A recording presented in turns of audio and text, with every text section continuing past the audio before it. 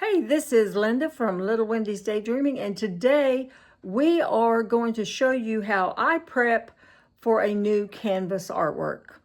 I'll get you down on the table and I'll go through the steps that I would do. At this point, you really don't need the canvas up in your face. You only need these packages of diamond painting drills. So, and as you can see, some of them have multiple colors. So you really wouldn't cut all of these at one time. Use this as your excess, which I call my boneyard.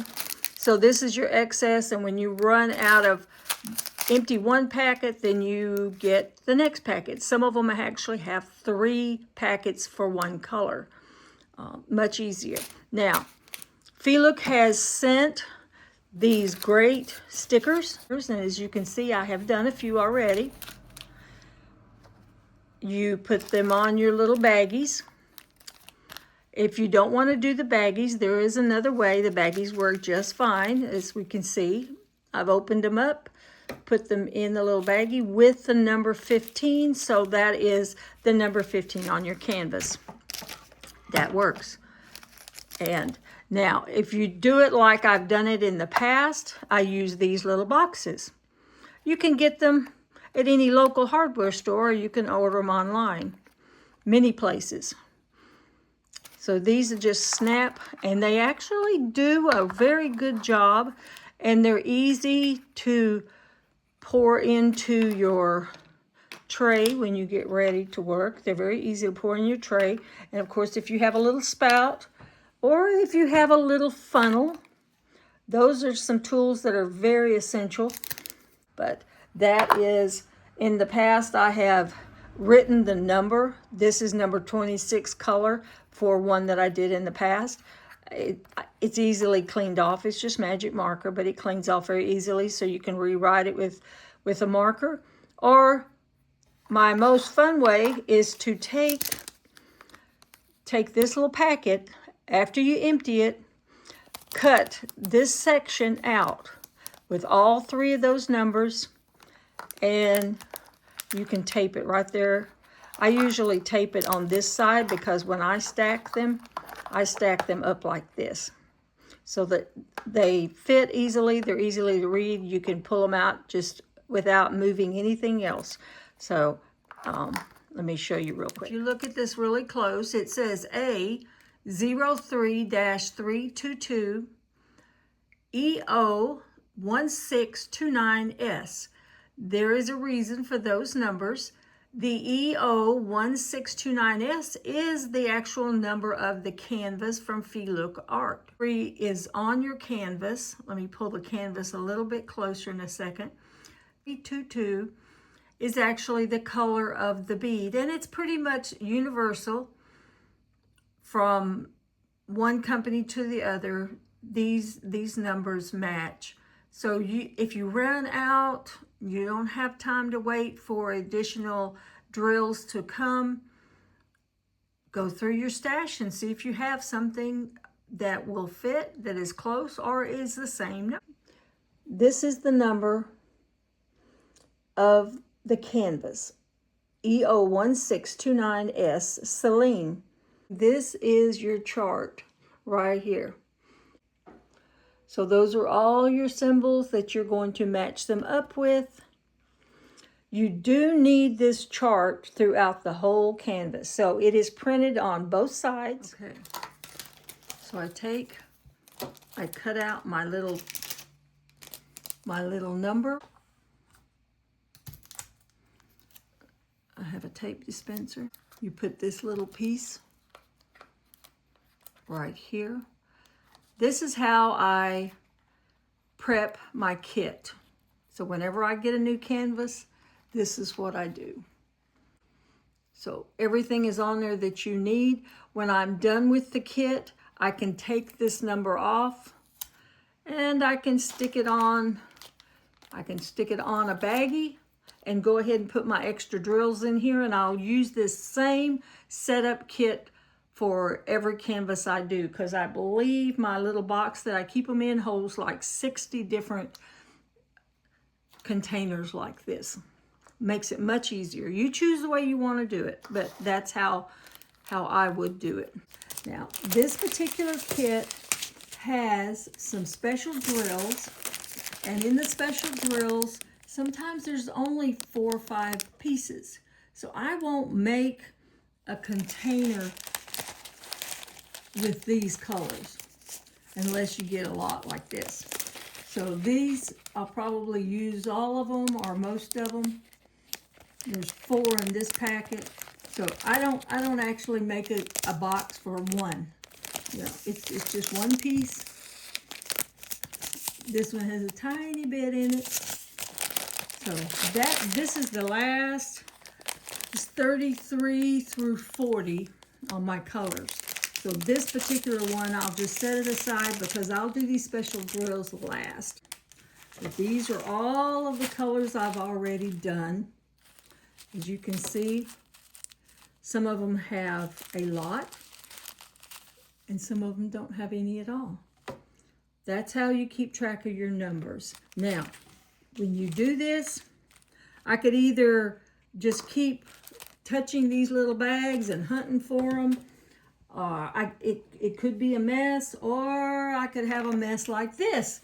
These are all my extra little containers, but when I get done, I'll show you what they look like.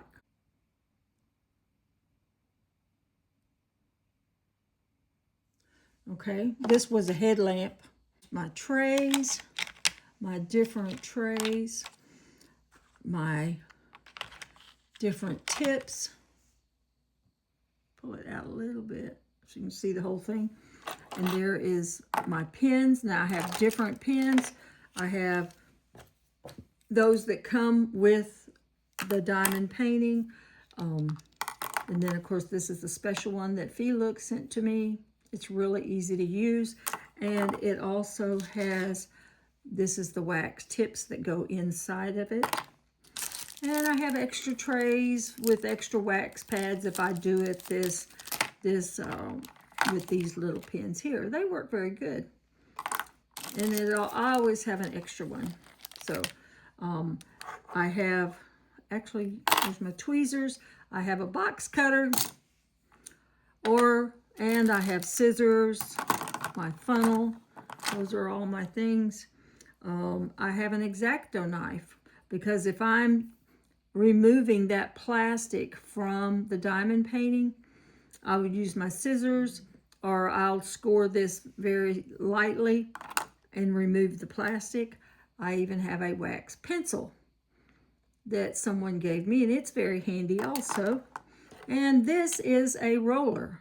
So when I get done with an area, I just roll it, mash it and roll it. And if you hear pop, pop, pop, that's some that have either risen or you didn't quite get them down on the adhesive.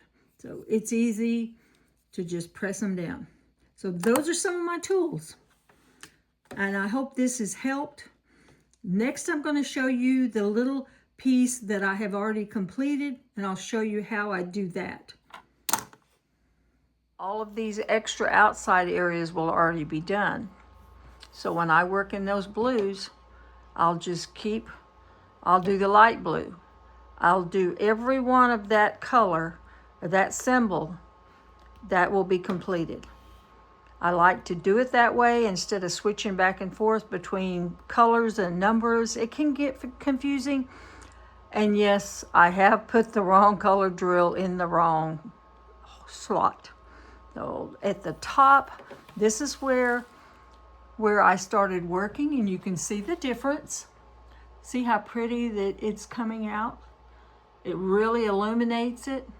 Now, because I'm left-handed, I chose the top left corner. And when I work, I actually turn the painting around. And I start one color, and I do all of that color. Then I do the next color. I do all of that color. Then I filled in this darker gold. And then I started on the moon. Now the moon, I did it down to her hand. I have not pulled the plastic up, but as you can see, I just cut what I need to work with. Then I just lay it back over and I start again. And then when I'm done with that, then I'll go to the other piece of the moon, which is on the other side of her hand. And then I'll work the flowers. And then I'll go do the bottom quadrant, which is some of the same colors as the top, with the exception of some of the greens. I haven't done any greens yet. And don't look too close, because there could be some crooked ones. Now, if I see them, I always keep this tool handy. So when I see them, I just put this little tool in there and I give it a little light press, and it straightens up those drills for me.